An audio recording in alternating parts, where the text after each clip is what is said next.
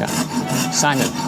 Kirby. How are you? Very well, thanks. Good to see you. Simon, it's amazing. I can't believe you were able to fit all these lasts in here. What an incredible backdrop. We've spent quite a few years now just in making sure that all the consistency of all the shoes we're making is the same and as high as possible. We're trying to innovate behind the scenes in how things are done. It seems like this illustrates the full spectrum of what's possible via Bespoke. Well, I'd love to commission another pair, right? Sure. I mean, I love the shoes that I have, but I don't have any Bespoke Derbies. It would be really good to measure you again. It's been some time, and also just to make sure that, you know, if we're doing alterations or we make a new last, we have those current measurements to do that. Simon, this is exciting. It's been a long time since I've had measurements taken. Yeah. So looking forward to this. First things first. These are your shoes, so we can admire at those. Have a quick look at what's going on to see how these are fitting. See if there's any sort of like tweaks we can maybe make. Referencing this last, and then... How much of the fitting process is the customer's feedback, right, where you're relying on them and their perception, and how much of it is you actually feeling around the shoe and making your own professional determination? I'd say it's pretty like 80-20. Like most of it is done on just like what we're sort of looking at here, and then we just have to pay attention to. I'll ask a number of questions, and because fit is different for everybody. Everyone has a different sort of like feel of what their shoes want to be. Some people love them to be extremely tight, and others like to have a much looser fit or have sensitivity in certain places. So obviously we have to listen to all of that stuff, but the general fit is probably about 80% of it I can figure out from just observing what's going on. Yeah. And would you say that that here at Canons you primarily make a close-fitting shoe? Yeah, it should be snug to start off with, but it shouldn't really be something that you have to necessarily break in. So it's not going to be a painful break-in really period. Underneath the measurements, especially on things like the instep and the joint and things like that. We pay a lot of attention to what goes on at the back of the heel, a tendon, looking at whether the ball of the foot sort of like is lower than the rest of the metatarsals, so we can sort of maybe distribute some of that weight a little bit. So there's lots of different things. Everyone's got a different sort of like set of ways which their feet are, and but there's about 3 or 4 different foot types, and most things are within those sort of parameters. Yeah. So how are you finding the fit of these? You find them comfortable? They're beautiful. Amongst my most comfortable. And there really was no break-in period. Good. I mean, you know, It's great to hear. In no ways were they uncomfortable. I've probably worn them a few days, right? So they haven't been... Okay, so... You know... There's a bit of information we can probably get from looking at them now. I'll have a look at the bottom. That's it, that's great. And you can really appreciate how well-fitting they are by, you know, in some ways how difficult they are to get off. Exactly, yeah. You want that to be sort of like that clip there to be quite sort of like tight, you know, so it sort of hugs the heel and sort of like cups the heel well. So what are you looking at? Just sort of seeing where your foot is sitting. So you can see like darker areas where the foot sort of imprints on the insole. And I'm just sort of like looking at what's going on at the back here, if there's any spaces. And then I always look at the bottom and just see how evenly you're walking through the shoe. You know, I was hesitant to wear these just because of how beautiful the black finish is on the outsole is. It's a shame to, you know, almost wear that off. The first time, I can imagine there's a bit of reluctance to get them on the tarmac. But like, I mean, really what you want to do with any shoe is wear it on a dry day, a couple of dry days first, because you need to get the grit of the road into the dust, into this pore, the pores of the leather. And when eventually you wear them in on a wetter day, that kind of seals it a bit more. But yeah, I mean, they haven't been worn in the rain yet. That's I can see that. Yeah, no, they're looking really good, nice and even. Yeah, just like I think everything's sort of like, you know, giving me sort of like the fit seems to be pretty fine tuned into those. So, but it'd be great to measure again and cross-reference that with the original measurements. So, it's the old-fashioned way of doing it. We take a draft. If I could just get you to just place your feet onto the book there. And where did you learn your measuring? So I was trained by Terry Moore. So yeah, just basically he showed me how his version of doing it is. And over the years, I've kind of added a few of my own measurements in. And I like to do the measuring, some of the measurements on weight and some of them off weight. And so not everyone does it differently. Yeah. And so I find for me, that's how I like to do it. So what I usually do is position someone, make sure this is nice and sort of like square here. Because otherwise, if you were leaning forward, you're going to get a completely wrong sort of angle here. So yeah, everything needs to be nice and square. And then once I'm ready, I get you to stand up. And so if you just stand up now, that's great. And if you don't mind me turning these up, just one turn. And then I'll take an outline of the foot, and that will basically be where the outline of the last will sit. So I want to make sure that the toes are down. The pencil has to be square.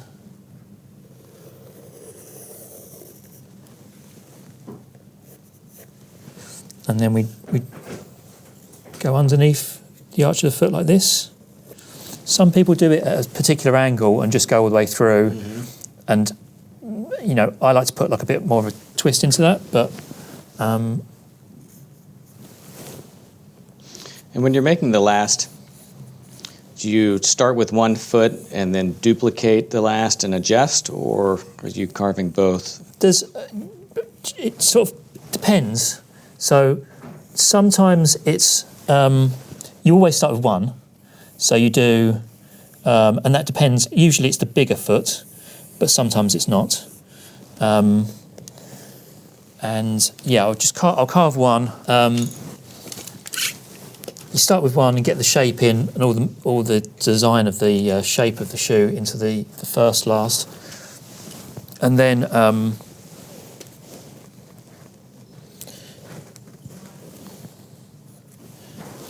yeah, either then work on the fellow straight away off the back of that one, or occasionally we might do the other method, which is have that first one turned and then work that down. It really just depends.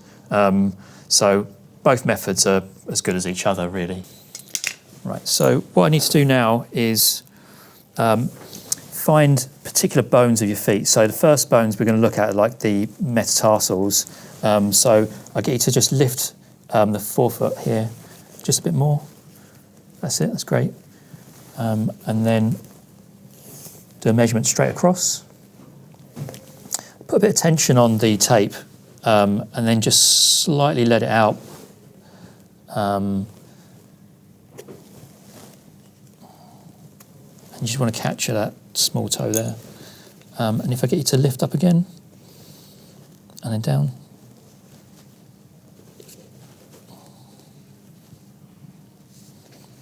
And here we're just doing the actual across the metatarsals there.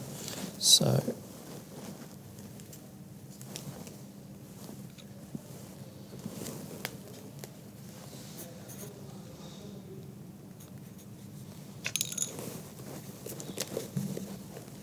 and do that again. Thank you. Is there a measurement you think is particularly important for fit and comfort? For fit and comfort, all important, but yeah, they're all important. I think for fit, the most important is probably the instep, because the shoe has to fit here. So yeah, a fit of a bespoke shoe is basically this. It fits. It pushes you back into the heel. What happens in front of the joint is just, you know, there could be as much space as you like, really. You don't want it to be too much, because otherwise, where the leather creases, it can bear down on the joint especially.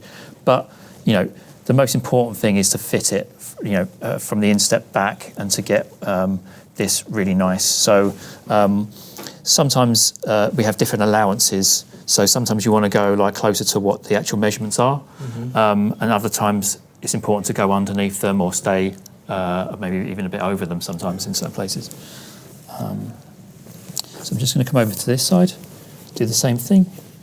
So just going to go across, straight across there.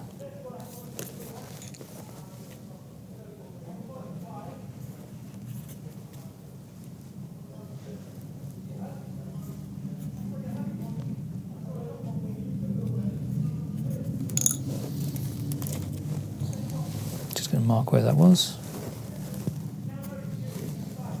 Let me just get you to lift up slightly, that's it.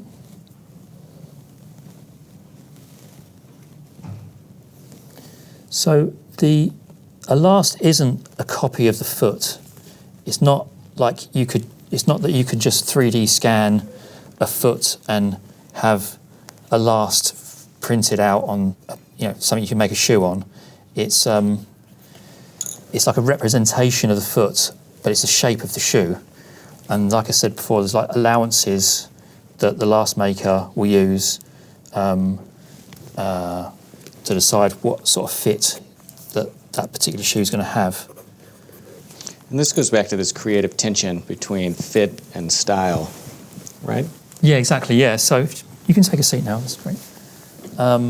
Yes, so it's partly to do with that, exactly. So it depends a little bit on the style of the shoe. Some shoes need different allowances to actually make them fit.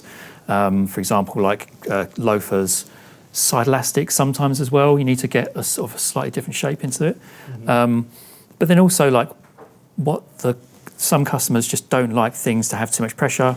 If someone has, a hallux valgus here, that might be quite painful if that has too much pressure on it. The other thing that's almost as important, if not maybe more important than the actual measurements, is the outline and the actual twist of the foot. So the foot shape itself can have a bend in it. And if you get that wrong, then the shoe is going to want to twist in a certain way, and you really want to avoid that. So like if you create a last that's too straight just because you want it to look a certain way, and you don't factor that into a particular, if that foot is like more banana shaped, then the person's going to get their foot into the shoe, but what the shoe's going to want to do, because you can't bend a shoe like this way, it's almost impossible. The shoe's going to start doing this or doing this. So we have to get that shape into it as well, and there's no way around it. We can't get, so sometimes like you can't sort of cut off a heel shape or anything. It has to be built into there. So yeah, what I'm going to do now is, I've got the on-weight measurements, I then take them off-weight. Okay. So some people take the foot and they put it onto their knee.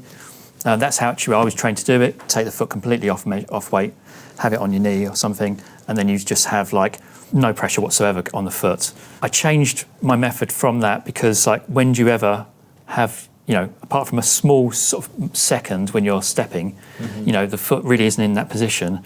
What happens there as well is that the foot completely unlocks, you kind of get a bit of a misread on the measurement.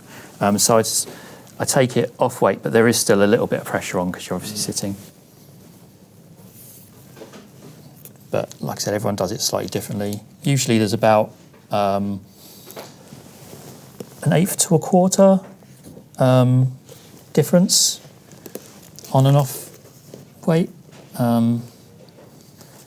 Depends as well, like someone who does a lot of like sports, that might just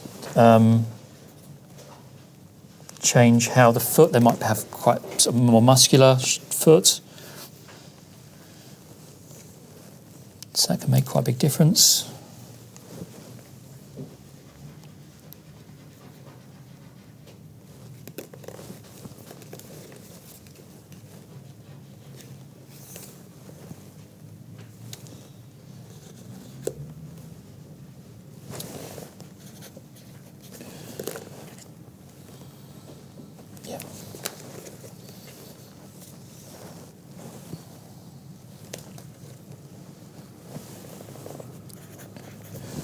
This measurement's quite good because it sort of measures this sort of where the foot sometimes tucks in here behind the joint, so that's quite a good one. Then the next measurements are on the instep. So there's a bone here which you have to search for, and you kind of come round the foot and get the sort of circumference of the foot at that point. They have a pretty high and sensitive instep. I mean, that's one of the characteristics of a shoe, that if it doesn't have enough allowance there, it really bites and can cause discomfort. Okay, that's good to know. Yeah, exactly. So there's, veins and sort of tendons and things that can cross over where this bone is. And if the shoe's too tight, it can really be quite uncomfortable. Yeah. It's quite common for that to happen. Yeah, so that definitely is something that I'll note. And so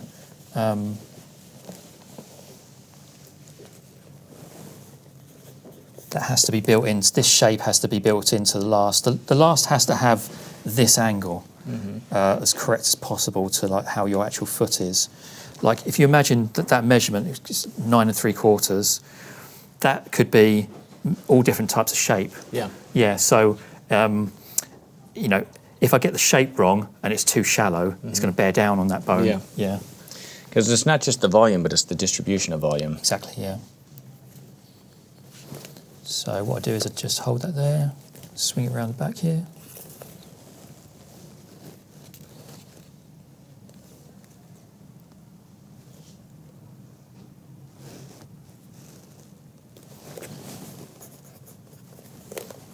And then I just need to take this through again. Thanks. And this is the highest measurement.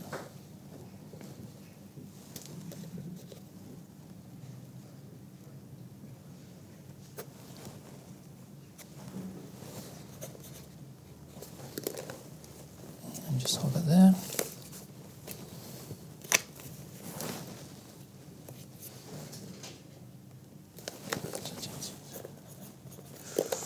Sorry, just one more. Just double check that one.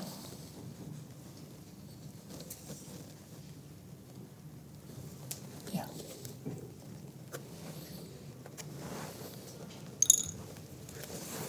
Okay. And then just move over to this foot. Do the same again. So that's it, just place your foot down.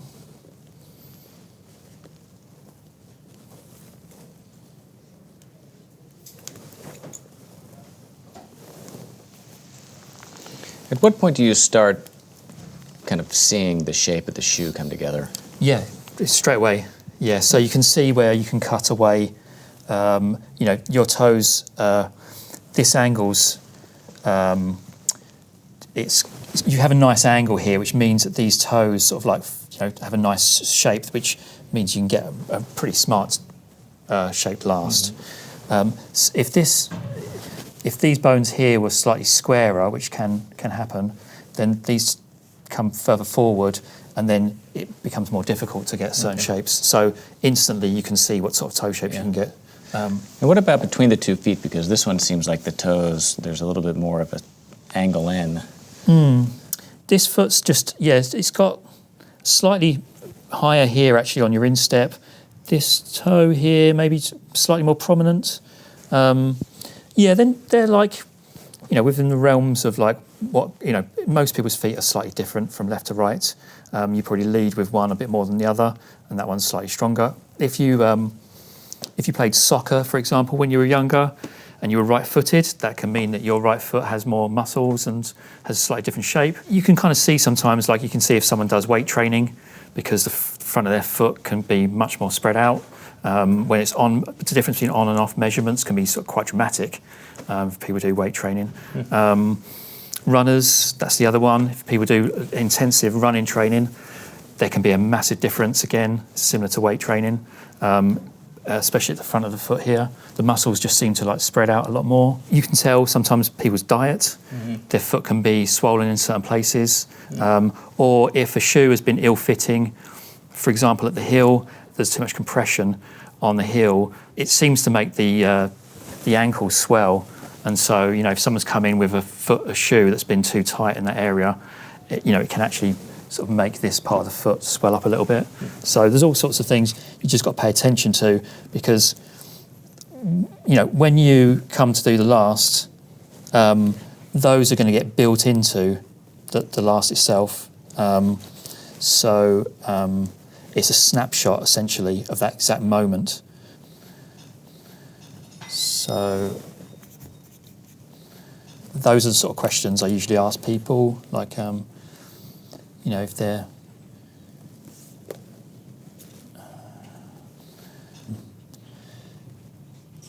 or if they've had some people have like they've been in an accident, for example, so their foot could be just quite dramatically different in that sense. So, yeah. So, are there any other sort of issues you find with the shoes you wear? Do you You know, if it comes in too much, it can certainly hurt this toe, right? Like, I mean, some of my slightly more chiseled shoes. Yeah, right. Yeah, I mean, this definitely doesn't really want to be pushed in. Yeah. Because you can get, it can just end up, you get a kind of burning sensation, and it really isn't good in the long term. And yeah, this toe seems to sit quite low, and it's, I mean, if,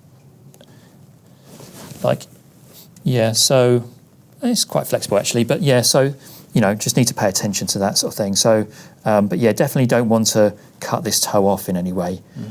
So that's going to dictate a bit where the finished last is. So there'll be like a toe allowance, and the last will come past the end of the foot. Usually it's about an inch or so. So the fact that your big toe here has this sort of like cutaway bit, it means that we can kind of start bringing that angle in a bit if you wanted a sharper shape. And actually, really luckily, these have got a nice line here, so we can actually marry that up.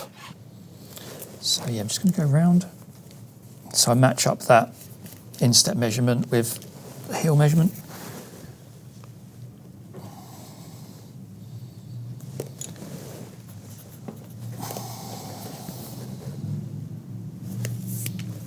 And then just come through again. And this is basically the end of your this metatarsal bone. You're kind of like hunting for that that bone there, which is the end of this one, and that's where you find that top measurement. It's basically that bone.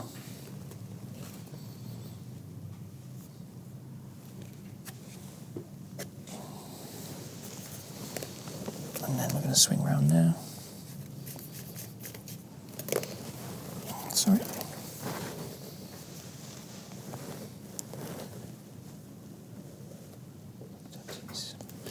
So you can start to see slight differences in the foot when you're doing it, because usually there's about an 1/8 difference left and right. They're never really usually the same measurements, and usually there's a slight length difference. Like, As Lee Miller says, he's never seen a pair of feet. yeah, right. Ladies' feet actually are closer to a pair usually than men's, for some reason. Yeah. Do you do women's wear? Yeah, we do. Yeah, we do quite a few women's shoes. So yeah, this stage, I've taken like the measurements I need for the foot. So what I do is I actually move the foot over to one side, and I start to look at what's going on. Might take the measurement of like ankle height, on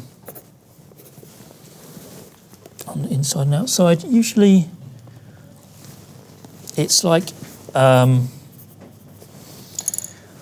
Usually where this leg bone is positioned, the base of it, where the ankle basically. For most people, it's about roughly the same height, but it's worth measuring just because on some occasions it is actually different, and obviously this dictates where the top line sits. You don't really want the top line to like really interfere with this, because that's just going to cut into the top, the bottom of the ankle. I'm checking the shape of like your tendon.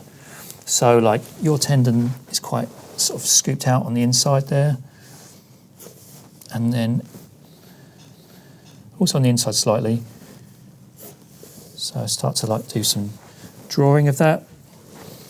There's like some flesh here. This scoop here behind the joint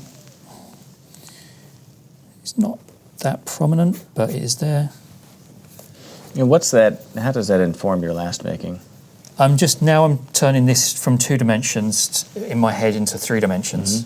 So, and does that also, like how fleshy it is, like, you know, how much you can kind of push the flesh around, whereas if it's really bony. Yeah. So your foot isn't particularly fleshy, so there's not really a lot of room to manoeuvre. It has to fit like in a certain way. But someone's foot that is fleshy, you actually have to go under a little bit. So because the foot sort of otherwise it's not going to fit right. So yeah, I just need to sort of understand the instep and the sort of shape of that. So kind of want to see where your toes are. And now it's starting to look a bit more like what the last is going to look like. And then lastly, I just take your foot and just see if there's anything going on underneath. These are all kind of like on the same level, so that's fine. Sometimes some people's foot, when the instep's even higher, it sits more like this. Mm-hmm. So this bone actually sits below the other ones, and then people get quite a lot of pain when they're walking, discomfort here, fatigue. So in that case, we might want to make like a bit more of like a twist inside the shape of the last and have that sunken in. So to relieve like evening out the load of the body. So the insole, what we specialise in is that really. The insole is essentially like a leather orthotic. Yeah. And the shoe is built around that leather orthotic. So the information I'm trying to get from you isn't just the measurements. Yeah. It's actually like how your foot is going to be sitting on that insole. Yeah. And then when we build the shoe around it, the shoe has to sit flat on the ground, has to be pitched correctly. It can't wobble or do any of those things. And so if there's anything underneath that we want to add, it has to get sort of taken away from that insole somehow. And I guess that's a big point of difference between a bespoke shoe and a ready-to-wear shoe. Is a ready-to-wear shoe would just have a generic kind of flat insole. Yeah, exactly. Yeah, so that is the main difference. That's not even... That is literally the main difference of a bespoke shoe and a ready-to-wear shoe. Everything else doesn't, like, obviously we're making the finest shoes and we're putting, it's hand welted and all those things are very important, and they all build up to have this final thing, which is like, another level. Yeah.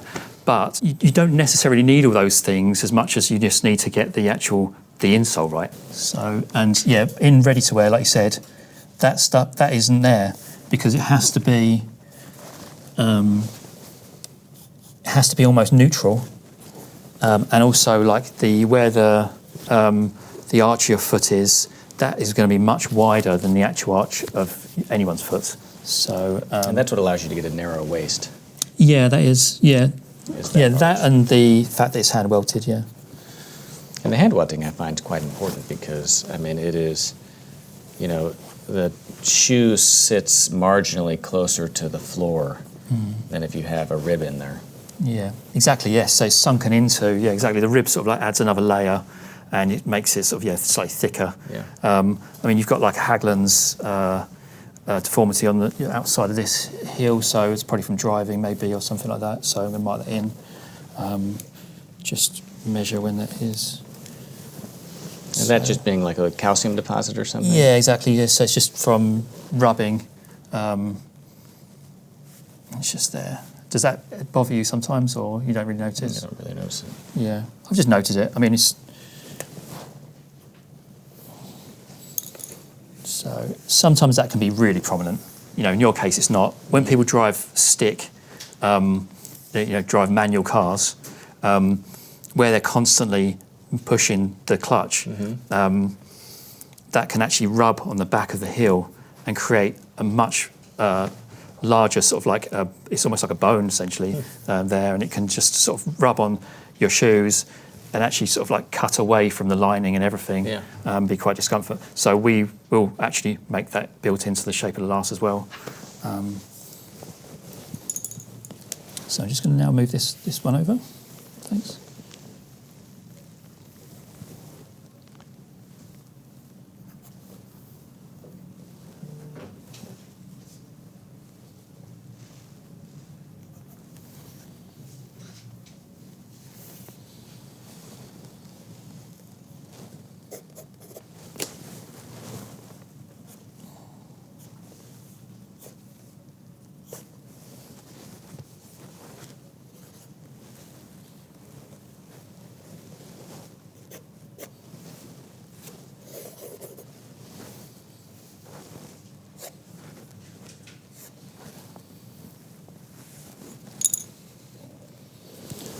I'm just going to measure the ankle heights on this side.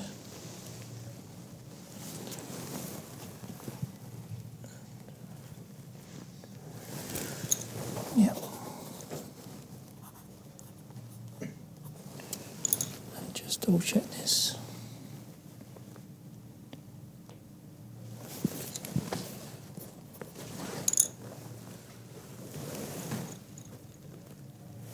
Yep.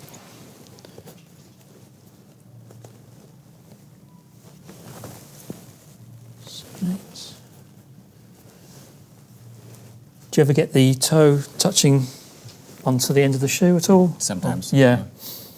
Yeah, because it just turns up slightly there. I mean, it's not too much, but... and then here as well, sometimes. Mm-hmm.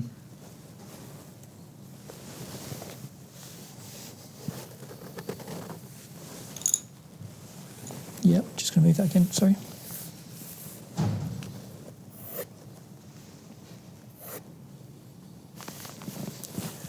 And then what I do is I just will draw, like, roughly the shape of your heel. So, just so I get an idea of that.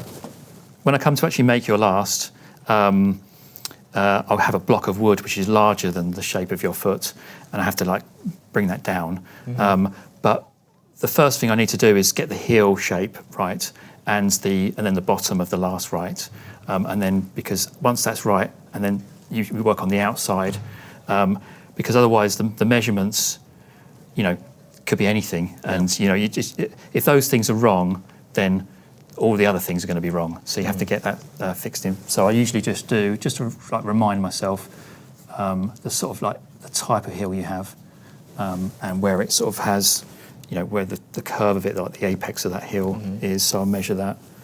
About an inch there. That's probably all the information I need to get started, and it'll definitely get us up to a point where we do a fitting, that's for sure. Yeah. So it'd be really interesting to cross-reference what's going on here with the measurements we took, which was some years ago now. Yeah, it has been. Yeah, well, exciting. Well, Simon, excited to see this get underway. Thank you for everything, and this is an exciting new project. Brilliant. Look forward to it. Cheers. Cheers.